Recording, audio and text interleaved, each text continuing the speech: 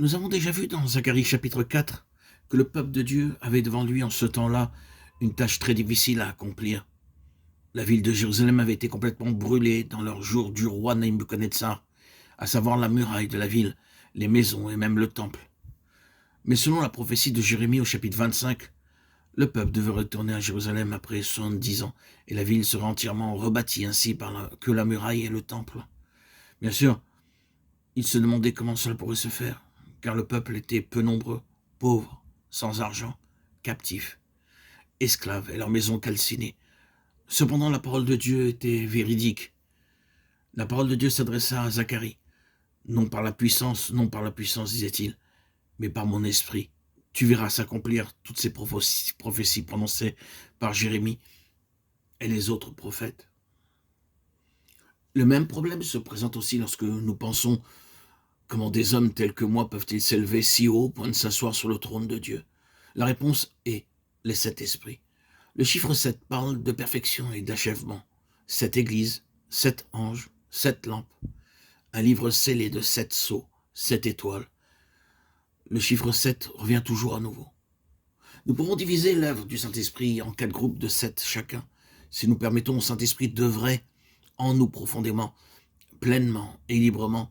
Nous sommes autorisés à nous asseoir sur le trône du Seigneur Jésus-Christ, non par les facultés humaines, ni par notre intelligence, mais par le Saint-Esprit travaillant en nous chaque jour, profondément, librement et pleinement. Premièrement, comme nous l'avons déjà vu, il y a les 7 noms du Saint-Esprit dans la Bible. Deuxièmement, l'œuvre du Saint-Esprit progresse en nous silencieusement, comme les racines d'un arbre s'étendent sous terre, couvrant une grande surface. Ces racines sont souvent petites, comme des fils, mais elles jouent un rôle très grand, très important. Elles s'étendent, rassemblant la nourriture nécessaire pour l'arbre entier, le tronc, les feuilles et les fleurs. Cette œuvre cachée, silencieuse, ne peut se voir de l'extérieur par les hommes. De la même manière, l'œuvre septuple du Saint-Esprit progresse en nous très doucement. Nous savons, bien que les autres ne puissent pas toujours la voir.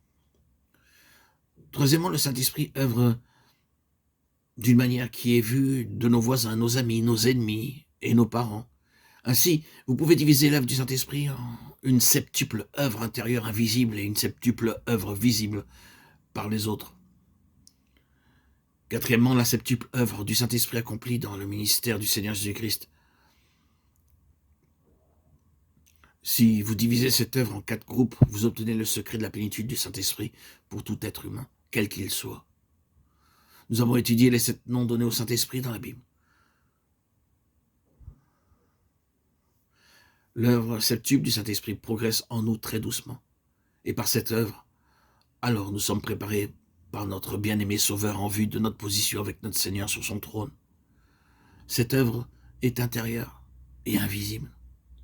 Lorsque le Seigneur reviendra pour la seconde fois et que nous le verrons face à face, nous saurons parfaitement comment cette œuvre a progressé.